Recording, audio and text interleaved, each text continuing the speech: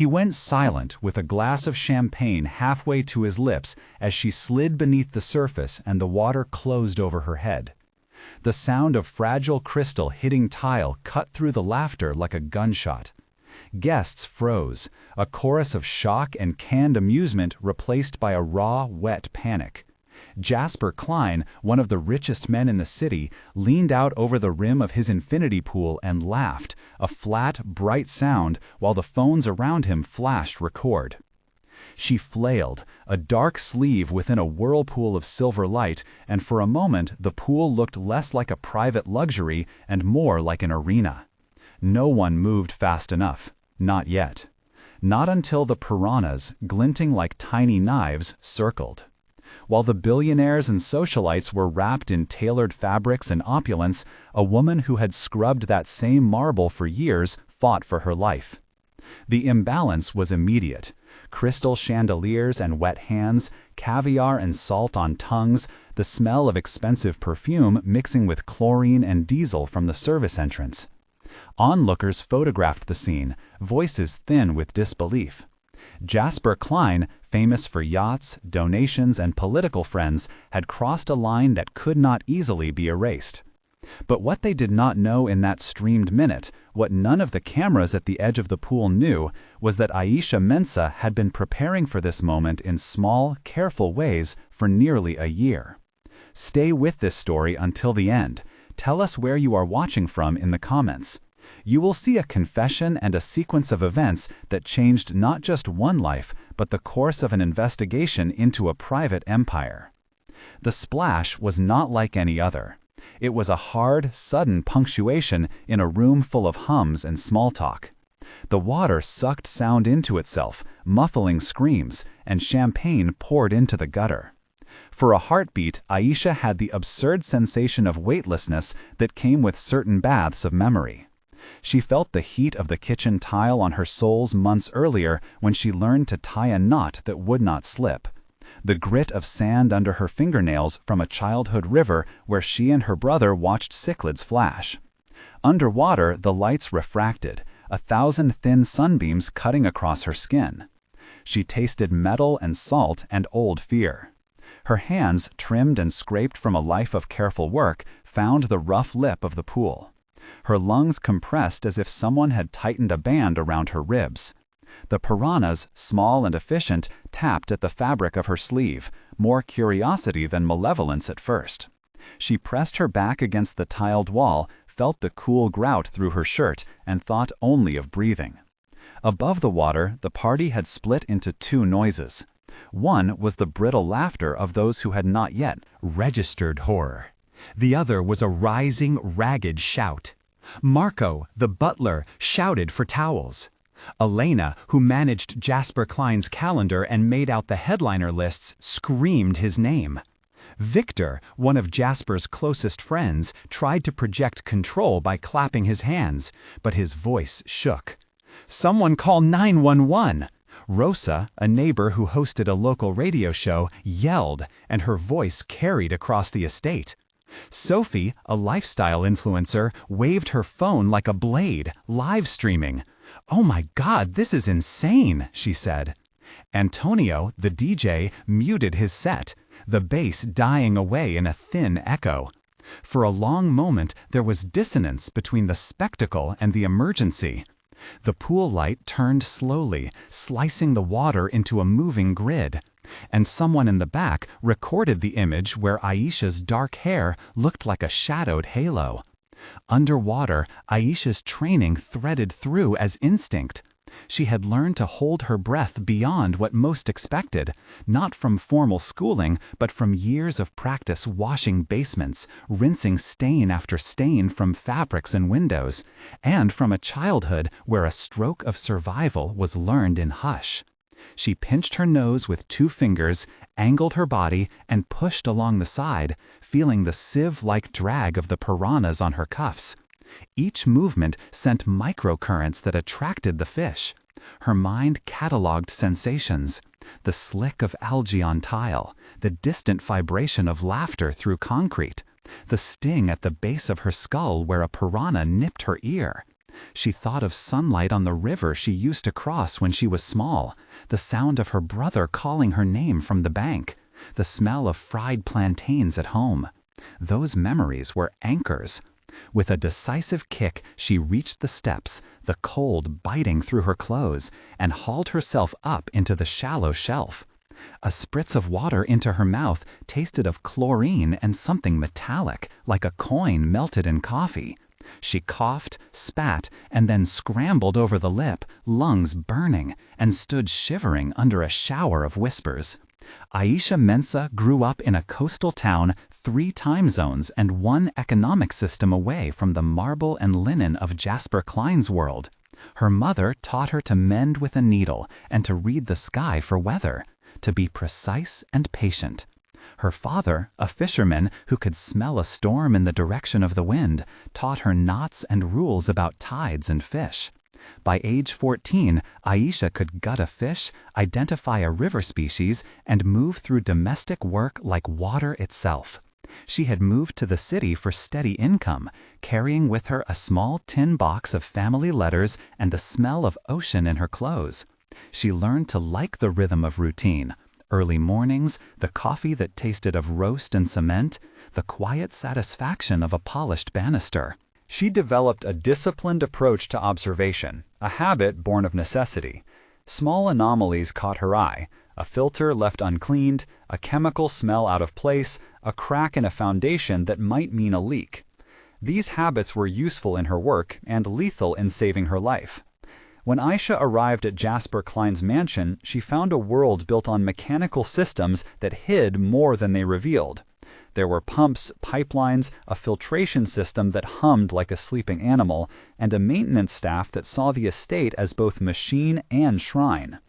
She was careful and unobtrusive, and in time was entrusted with areas few other staff were allowed to touch: the pool house, the greenhouse, the generator room. She learned how the whirlpool pump operated, where valves were labeled, and how labels could be swapped for convenience. Over months, she noticed patterns of neglect and signs of bribery that moved like a subterranean current. Suppliers would arrive with boxes and leave with envelopes. An inspector once walked the grounds quickly, smiled, and took a contract envelope in Jasper's office, and Aisha watched the exchange from a doorway where she could see only a sleeve and a hand. The inequity of it settled into her like a bruise. When friends fell ill because of contaminated water in their building and companies bought silence, she started to keep a careful record. She hid a small notebook in her shoe, wrote down times, names, odd smells. She learned not only the mechanics of pumps, but the paperwork that made them legal: inspection certificates, sample logs, maintenance reports. She taught herself how to identify a tampered meter and how to request an inspection using the language that would be recognized by regulators. Her backstory was not a dramatic overnight transformation. It was the slow annealing of resolve through repeated small injustices. She had lost a cousin to a waterborne infection after a private developer refused to fix a leak. She had watched a neighbor's small garden die because runoff carried poisons from a factory owned by a corporation that wrote checks to city council. Those losses accrued. When Jasper's invitations arrived with their gold edges and private jets, she took the job because it offered stability and a sliver of dignity. She did not expect to be pushed into a pool surrounded by piranhas as entertainment, and yet she was not naive. She had spent the year learning to read filters, to collect a water sample, to label it correctly, to keep chain of custody documentation in her pocket, and to set a simple phone to record at the exact angle that would capture both the faces at the rim and the documents on Jasper's desk. She had practiced breathing under stress until she could feel the difference between a panic inhale and a measured, life-saving technique. These were not heroic acts in the grand sense. They were habits. They were quiet preparations of someone who had been taught to survive. At this point, pause to breathe and consider what you have seen. If this has shocked you, you are not alone. Many who watched that night felt outrage, confusion, and anger. Tell us in the comments where you are watching from and what you would do if you saw someone pushed into a pool like that. Would you jump in? Would you call the authorities? Would you record or intervene? Your answers matter because they show how communities respond to power and violence. We collect comments to find patterns, to support research, and to locate witnesses. We read them, categorize them by city and sentiment, and sometimes reach out to people whose observations corroborate timelines. By sharing where you are and how you would react, you help build a map of public accountability. Now that you know a part of who she was and how she prepared, keep watching. The next part shows how the luxury she scrubbed actually hid an entire system built to avoid consequences. The immediate medical aftermath was chaotic and intimate. Victor shoved past a stack of towels and demanded a phone number. Marco, the butler, was pale, hands shaking like a leaf. Elena shouted, "Call an ambulance now," and someone did. Aisha spoke only a few words, coughing and inhaling, and then grew quiet. Her ear was bleeding. There was a thin red line along her scalp where a piranha had grazed. She smelled like chlorine and citrus cleaner, like laundry soap, and the faint oil of perfume. The paramedics arrived with a clatter of plastic and a sharp antiseptic scent. Voices precise and professional. Height? Age? Allergies? Aisha answered when she could, her voice small but clear. No allergies, no medication, name Aisha Mensa. At the hospital, a nurse named Dr. Patel checked her for infection, for puncture wounds, for fever. The doctor ordered a tetanus shot and a prophylactic antibiotic, his gloves sliding with the smell of latex and the small, clinical tang of antiseptic. He took a swab, placed it in a sterile tube, and labeled it meticulously. The tube clicked closed. That swab, preserved with chain of custody paper, would later be crucial. While Aisha dealt with wounds, social media detonated. Sophie's live stream had captured the moment, and within minutes a clip was trending on multiple platforms. Comments poured in, some sympathetic, some cruel. The clip sharpened into a narrative that could not be fully controlled by the guests. Slowly, the story shifted from raw spectacle to a pressure cooker of public fury. Journalists called, reporters from stations A, B, and C arrived with microphones and lights that smelled of hot bulbs and grease. Jasper issued a statement of regret that read like a contract clause rather than an apology. He called it an accident in a brief PR release, and his aides fed talking points to reporters. But the footage told a different story. Injustice has a smell that, the reek of privilege, the sweetness of denial, the oily tang of a prepared defense. People on feeds began to connect dots. Earlier charities, framed checks, a pattern of inspections that were never really inspections. Names circulated. Investigator Lewis from the local precinct, Maya, Aisha's sister who lived 2 hours away and spoke with a cracked voice on the phone, Pastor James from Aisha's neighborhood who organized emergency funds, and Dr. Ramirez, an environmental scientist who had been tracking similar contamination in nearby developments. The first major tension point came when Jasper's team attempted to scrub the pool. Marco and 2 maintenance men, Hugo and Raphael, moved with the practiced anonymity of those who serve. Hugo shouted down the pool house speaker, "Seal off cameras, we do a clean sweep." Elena frowned and opened her purse like an anchor, palms slick.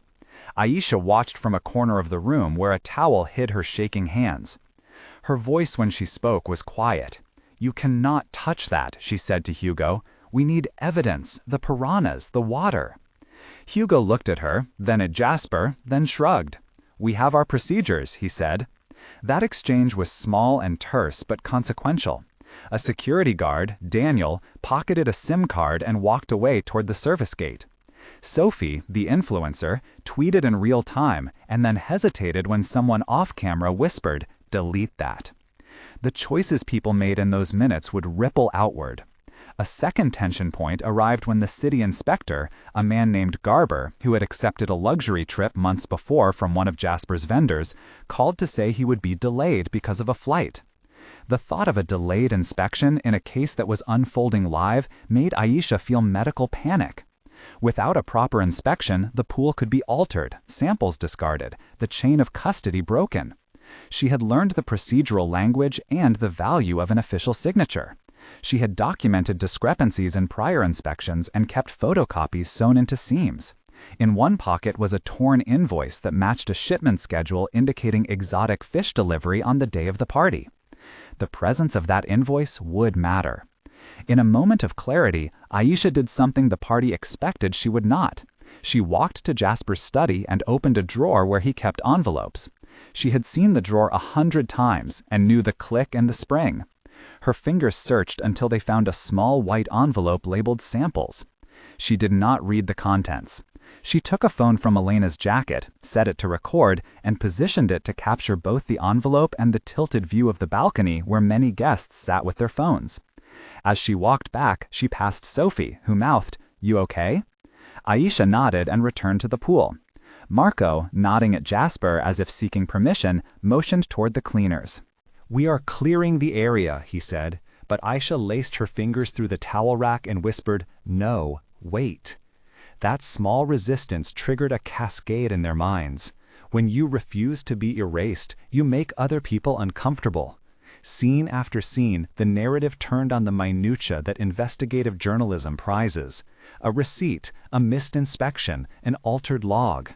The film of water on Aisha's sleeve later contained micro-traces of commercial feed made from a supplier linked to Jasper's offshore accounts. Forensics would later analyze those particles. The lab technician described the process to a reporter. "We use filtration to isolate organic matter, then dissolve samples with a saline solution and centrifuge to separate components. We run mass spectrometry to identify proteins specific to species used in commercial feeds. The chain of custody requires sealing sample vials, logging them with timestamps, and transferring custody with signatures. Any break in the chain can make evidence inadmissible." That technical description, precise and accessible, helped viewers understand why a small envelope from the study mattered. It was the seed that could grow into proof. The escalation built as Jasper grew defensive and then aggressive. "This is an accident," he said flatly to cameras. "We are cooperating." But his mouth clenched in ways that betrayed someone used to speaking and having speech translate into action. Victor tried to smooth the aftermath with jokes. "She is fine. It is a show for the cameras." The crowd, however, had shifted. Some voices demanded accountability. Rosa, the radio host, read a viewer comment aloud that compared the scene to historical cruelties. Pastor James stood in the back with folded hands, his shoes dusty from the long drive, and murmured a prayer that felt like a small engine converting shock into focused action. Detective Lewis arrived with a clipboard and a binocular stare. He had been watching Jasper's network for months, following money trails that smelled of laundered funds and bribes. He looked at Aisha, and then at the pool, and then at Jasper and said, "We need statements. Everyone here is a witness." By the time the third tension point arrived, it felt inevitable that the case would no longer be contained by wealth. Jasper's initial arrogance slipped into a defensive fury. He accused Aisha of attention-seeking. He demanded she be removed from the property. "She is an employee," he said. "This damages my reputation." Yet the footage of the piranhas and the splash refused to shrink into a private dispute. Lawyers began to circle, their shoes tapping like metronomes. Jasper hired a public relations firm, a man named Whitman, who spoke in careful sentences and promised damage control. Whitman approached Aisha with an offer of compensation that read like a gag order. "We can make sure you are taken care of," he said, his voice smooth as oil. Aisha looked at the envelope in her jacket, at the phone still recording, and at the line of guests who had the temerity to avert their eyes. She refused. That refusal became a fulcrum. The turning point, the reversal that made the narrative viral, came not from a sudden violent act, but from a technical one. Aisha knew exactly where the pool's filtration intakes were located because she had cleaned them routinely. She knew which valves to close to isolate the system. She also knew where the estate kept a manual override for the property's electrical grid.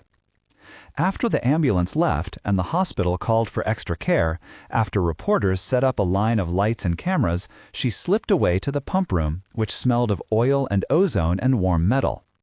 The pump room door was solid and a little sticky with residue from the salt water.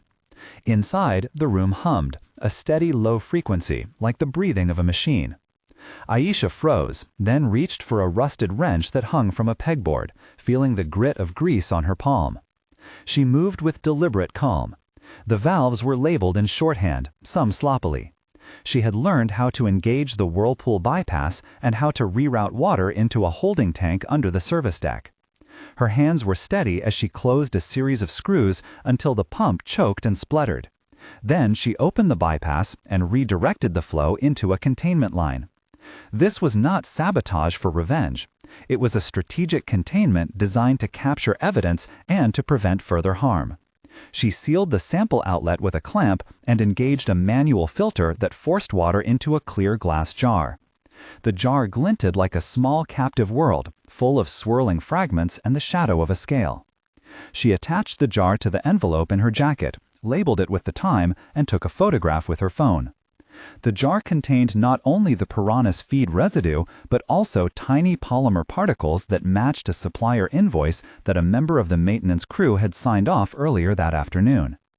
The evidence was technical, precise, and undeniable. The moment she reappeared by the pool with the jar in her hand, the room felt rebalanced. People noticed the small glass like a relic. Sophie held up her phone and zoomed in. "What is that?" someone asked. Marco tried to grab it, but Aisha held it away. "It is a sample," she said, "an inspection sample." That small phrase triggered a new chain of events.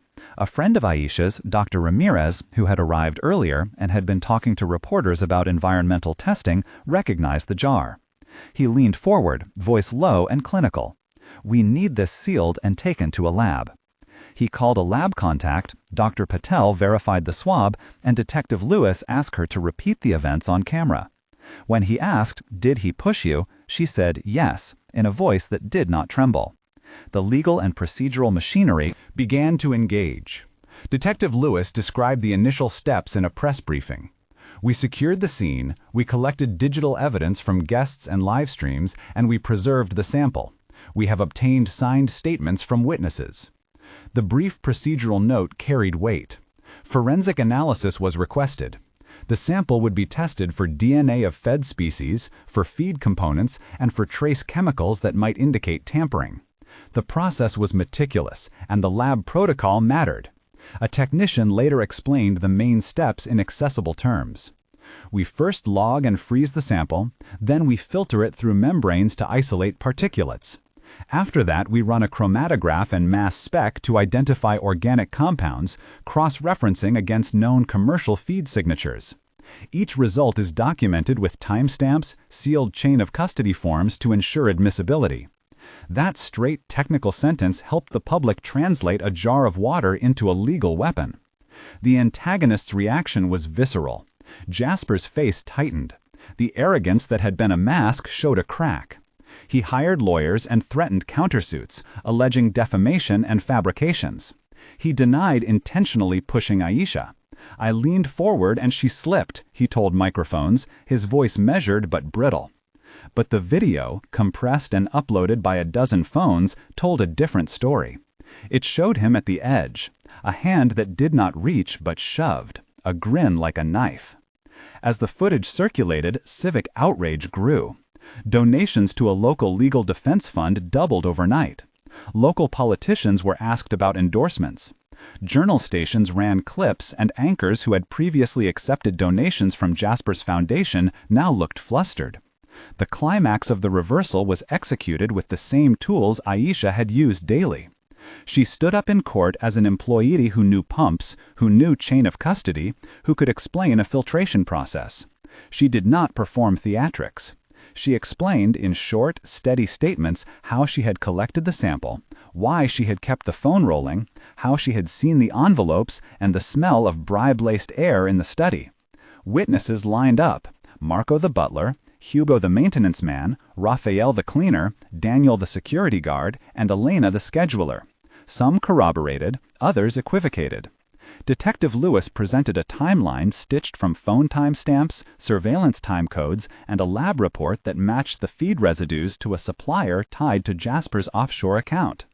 The prosecution presented documents that showed a flow of funds, invoices that did not match deliveries, and a chain of communication that suggested the real crime was a pattern of using position to evade consequences. The courtroom scene was a study in sensory contrast. The gallery smelled of paper and old wood polish. The judge's gavel came down with a hard, resonant tap. Cameras from the gallery caught close-ups of faces. Aisha's hands folded, Jasper's jaw taut, Marco's knuckles white on a pew. The evidence was technical and mundane, but cumulatively damning. Forensic testimony described how chromatographs linked polymer traces from the pool sample to packaging from a manufacturer that Jasper's accounts had paid. The lab report was a small, cold thing that pointed like a compass needle. The defense attempted to attack chain of custody and question motives. She had a grievance, they said. She stands to benefit. But the sealed jars, the recorded envelope, the lab logs, and a long list of witness statements built a narrative no defense could easily erase. In a moment of maximum tension, when the verdict seemed poised on a knife edge, a surprise witness came forward. Antonio, the DJ, who had intended to delete his footage to distance himself from the scandal, had left his phone rolling and had saved a clip in an old account. He turned in his file to Detective Lewis with shaking hands. The clip captured Jasper's whisper to Victor right before the push. "Let's see how she reacts." The whisper was a blade, and the clip was a seal. The judge allowed it into evidence after a short hearing on authenticity. The room felt as if someone had turned on a light in a dark theater. Jasper's smile, once his armor, now read as a confession of contempt for human dignity. After a tense deliberation, the jurors returned. They had watched a mosaic of images and heard a meticulous account of chain of events. The sentence was not just personal retribution. It was a public assertion that privilege would not always bend the law. The judge sentenced Jasper to prison time, financial restitution that included funding for community water projects, and an order to close his exotic fish displays. Restitution payments were allocated to create a sanctuary and a foundation for municipal water inspections and for a fund to support workers who report safety violations. The sentence was measured in months and dollars and in the language of structural correction. The immediate aftermath saw mobilization. Social media campaigns raised funds for Aisha and for a community legal defense. A small group of named local figures organized an independent inspection board. Rosa, the radio host, used her platform to gather signatures. Pastor James mobilized volunteers to staff a hotline. Dr. Ramirez worked with an NGO to create a sampling protocol accessible to low-income neighborhoods. Maya, Aisha's sister, organized a funeral for the cousin whose memory had catalyzed Aisha's work and used the funeral as a fundraiser. Names surfaced in the public domain like constellations. Marco, Hugo, Raphael, Daniel, Elena, Victor, Sophie, Antonio, Rosa, Pastor James, Dr. Patel, Dr. Ramirez, Investigator Lewis. Each person added a piece to the mosaic. Legal and technical descriptions became part of popular discourse. The lab reports and the forensic steps were explained in community meetings and in educational segments run by local stations. A short description of the process circulated widely. A sealed sample is filtered, the residue is harvested, it's organic. Signature is analyzed with mass spectrometry and matched against commercial feed libraries. Time-stamped chain of custody ensures admissibility in court. That phrase was repeated in newsrooms and in living rooms. People learned how to document wrongly, how to preserve physical evidence, and how to ask for independent inspections without intimidation. The epilogue unfolded over time, measured in small but definitive changes. 1 month later, the City Council enacted emergency regulations requiring transparent inspection logs and public access to certain private infrastructure records. The new regulation mandated that any ornamental display involving exotic species be registered and subject to a licensed inspector's signed report. The measure carried a smell of midnight coffee and paper as council members debated. It passed with a vote that included members who had accepted past donations from Jasper's Foundation. Many of them addressed the room with sweat on their collarbones and honest apologies. Corporations shifted public relations strategies. They could no longer assume that social capital would erase misdeeds. Aisha, recovering, used the restitution money to pay medical bills and to set up a small fund for other domestic workers. She spoke at City Hall on a rainy afternoon, her voice steady. She described how a jar of water and a phone could change the arc of accountability. People listened, some with tears, others with pens. 3 months after the verdict, an independent nonprofit named Clean Currents issued a report that cataloged discrepancies in private inspection histories across the city. The report, which cited the Kline case as a turning point, called for mandated public access to inspection certificates and for a registry of exotic animal imports. The report smelled of mimeographed pages and lemon cleanser from the office where volunteers compiled cases. Dr. Ramirez headed the scientific advisory board that trained community volunteers to collect samples. Maya organized neighborhood workshops. Donations to the new foundation funded water testing kits for low-income residents. Schools began teaching module units on public responsibility and environmental stewardship. The thing that began as a single jar had moved into policy. 6 months later, the consequence felt structural. A new municipal office for private pool and water feature inspections opened with a small staff, including former service workers trained as inspectors. The sanctuary funded by restitution transformed from an idea into a physical garden and a small wetland restoration project on the outskirts of the city. Aisha visited the sanctuary once, sat by a shallow sown marsh and watched small silver fish dot the surface. She ran a hand through the water and felt its cold, honest clarity. The city's prosecutors published an after-action that recommended stronger whistleblower protections and a fund to support employees who refused to be erased. Jasper's foundation rebranded, lost major donors, and saw its influence contract. People who had once treated the wealthy man's goodwill as a shield were forced to reckon with the harm that wealth could hide. The community had turned a moment of attempted erasure into a long-term correction. In the middle of these transformations, personal things also shifted. Aisha kept her job for a while, but then chose to move into community organizing. She used her knowledge of pumps and filters to teach others how to test water and how to document abuse. Victor gave a public apology that sounded contrived and small. Elena left Jasper's employ and testified in multiple hearings about the pressure to conceal facts. Marco, who had initially tried to obscure footage, cooperated with authorities and later received immunity in exchange for testimony. Hugo and Raphael, the maintenance men, were brought into civil suits that clarified the difference between following orders and complicity. Antonio, the DJ, gained a reputation as someone who had done the right thing late. Sophie's follower count dropped, but her sense of ethics seemed to rise in the wake of criticism. The cultural echo extended beyond courts and foundations. Television segments analyzed how power corrodes safety, how luxury can conceal cruelty, and how a city's infrastructure can be a mirror of who is valued. Conversation turned to who is allowed to speak and who is expected to stay silent. The vocabulary of the case entered public speech.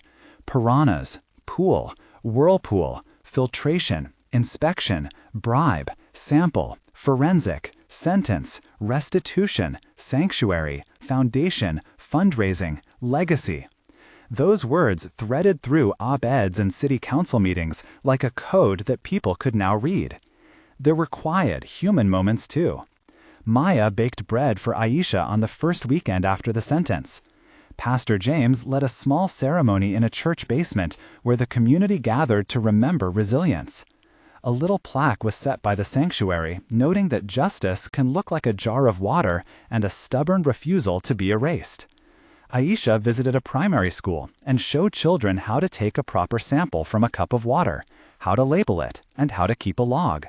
She laughed when a boy asked if she had become famous. "No," she said, "I just refuse to be quiet."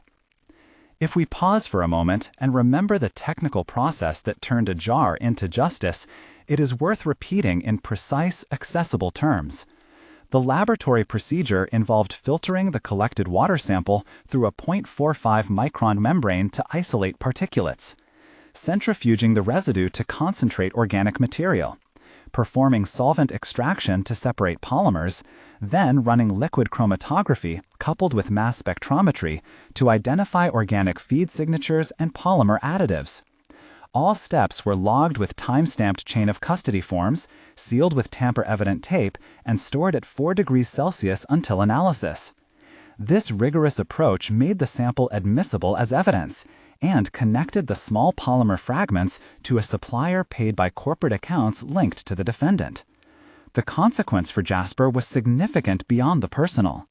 The sentence mandated restitution payments that funded city inspections and beach restoration, a tangible acknowledgement that harm must be repaired as well as punished. The foundation he once used for social polishing was required by court order to contribute to a new trust that funded worker safety training and community water testing. This redirection of funds reframed legacy. It suggested that legacy can be rebuilt if the means are constrained by law and public will. In the soft closing of this narrative, Aisha's voice remains the anchor. She wrote a short letter published by a local paper that read, in part, "I was pushed into water and I came up breathing. I was not only saved by my lungs, I was saved by the people who chose to witness and to act. If you see a wrong, document it. If you can, hold on to the small things that prove the story. We did not win because of money. We won because many small acts became a force. The line became a simple guide for activists and neighbors." If this story stayed with you, if you felt the tightness in your chest when she slipped under, or the satisfaction when the jar became evidence, consider subscribing to channels that investigate and amplify such stories. There are investigative teams and nonprofits that do painstaking work to ensure that small details do not vanish. Join them by following documented reporting, donating to legal defense funds for workers, or supporting local inspection initiatives. Your engagement helps transform shock into lasting change.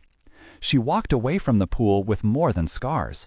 She left with a small legacy that would ripple through neighborhood meetings, city regulations, and a sanctuary that grew where the river once ran. In the end, a jar of water, a few honest witnesses, and a community that refused to look away made justice something more than a word. It became a practice. If this story moved you, click on the next video to follow another case where a single act of courage altered an entire system. Remember her name. Remember how a submerged life rose and, when it did, demanded that the water be cleaned for everyone.